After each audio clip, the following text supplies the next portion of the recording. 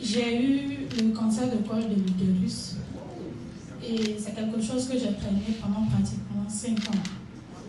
Et il faut dire qu'au début, je me suis dit que c'était les problèmes. On ne m'avait pas dit que c'était un cancer. On m'a dit que c'était une dystrophie ovarienne. Et c'est la dystrophie ovarienne qui a été mal traitée. Bon, en vrai, je n'avais pas la dystrophie. Donc, à force de faire un faux traitement, j'ai dérivé pratiquement à un début de cancer. Donc, quand on m'a annoncé ça, on sait tout ce que ça fait émotionnellement, moralement, et puis bon. Et on va dire après, je suis sortie un peu du pays pour aller au Maroc.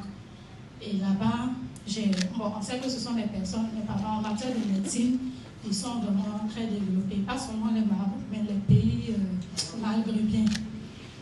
Donc là-bas, j'ai fait des tas d'analyses. C'est-à-dire que j'ai laissé mes analyses de Côte d'Ivoire et puis j'ai repris tout à zéro là-bas.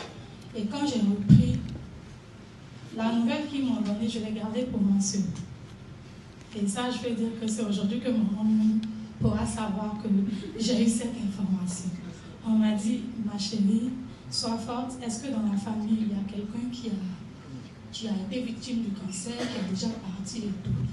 Je leur ai dit non, il n'y a personne. D'accord? Donc toi, on pense que, vu les résultats, tu seras la première personne de la famille parce que tu es au stade terminal. Il faut dire que je faisais... Mon urine n'était plus l'urine qu'on connaît, c'était du sang. Et que tous les jours, je pissais du sang. Mais pour ne pas alarmer peut-être mes proches, je n'en avais pas vraiment parlé à un point où ça pouvait les inquiéter.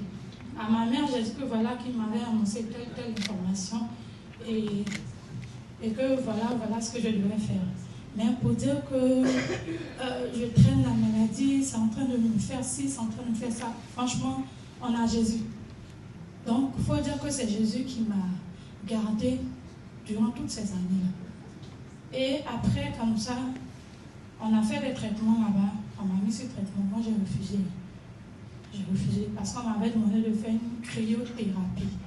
C'est-à-dire qu'on prend le pistolet là, et puis on met là-bas dans la partie intime, on tue les cellules cancéreuses. Mais pendant qu'on tue, on tue aussi tes bonnes cellules en fait.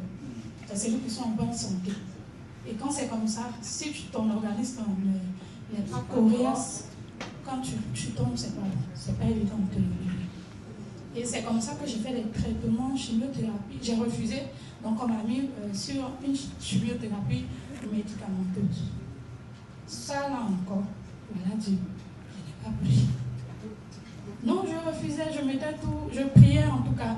Parce que je sais qu'il y en a qui avaient les moyens, qui ont eu même tout ce qu'il faut comme information, comme remède, mais qui ne s'en sont pas sortis. Et comme je disais, l'information que je donnais à ma mère, c'est pas maman.